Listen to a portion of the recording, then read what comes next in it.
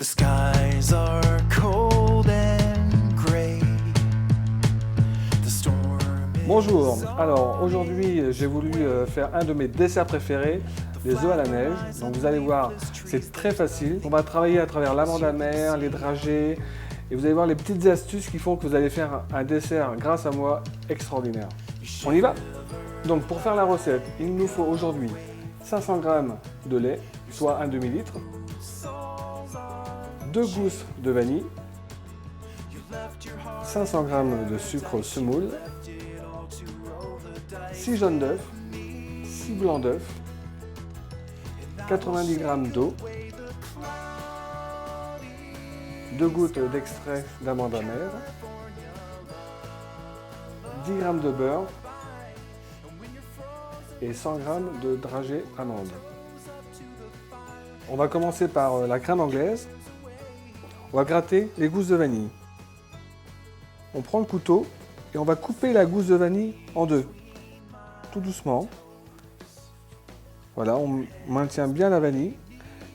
On ne coupe pas jusqu'au bout pour pouvoir justement garder avec son doigt la gousse et gratter avec le couteau pour enlever le maximum de graines. Et après, hop, on retourne et on fait pareil de l'autre côté.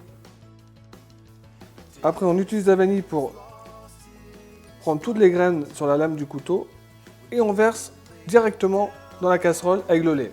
Donc là, maintenant, on va faire chauffer le lait avec la gousse de vanille jusqu'à frémissement. On va laisser chauffer tranquillement.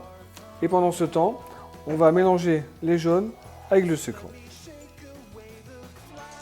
On va mélanger au fouet, mais sans blanchir. Voilà, juste faire un simple mélange. Et quand l'ensemble est bien homogène, on arrête. On a le lait qui commence à frémir. Donc on va éteindre la plaque.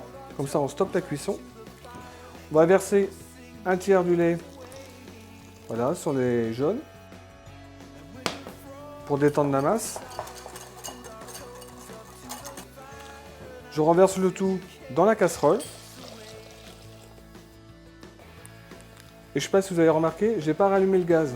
Tout simplement pour avoir le temps de tout reverser dans la casserole sans que la cuisson commence. On va cuire la crème anglaise. Alors j'utilise un thermomètre pour pouvoir surveiller la cuisson. Donc on va cuire à 82 degrés, c'est précis. Il ne faut pas dépasser parce qu'autrement on risque de trop cuire la crème anglaise. Elle va commencer à grainer, elle va trancher. Donc c'est vraiment important de respecter la température.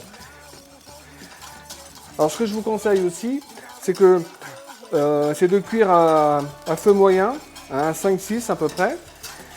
Et quand vous arrivez, vous voyez que vous arrivez à 78, vraiment finir au ralenti, sur thermostat 2-3.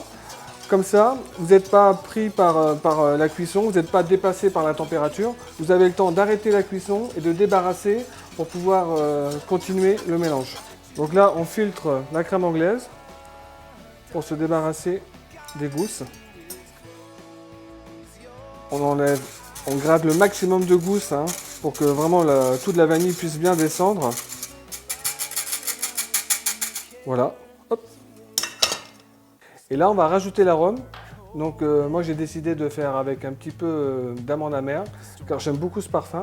Donc on va juste mettre 2 gouttes, parce que c'est comme de l'extrait. Voilà, donc juste 2 petites gouttes. 1 et 2. Voilà. Et ensuite, on va donner un petit coup de fouet pour que le parfum soit bien diffusé dans la crème anglaise.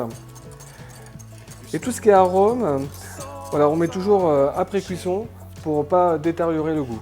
Voilà, donc maintenant que la crème anglaise est finie, on filme bien au contact. Ça va éviter à la crème de former une peau à la surface. Et maintenant, on va réserver tout simplement au frigo, on va laisser refroidir tranquillement.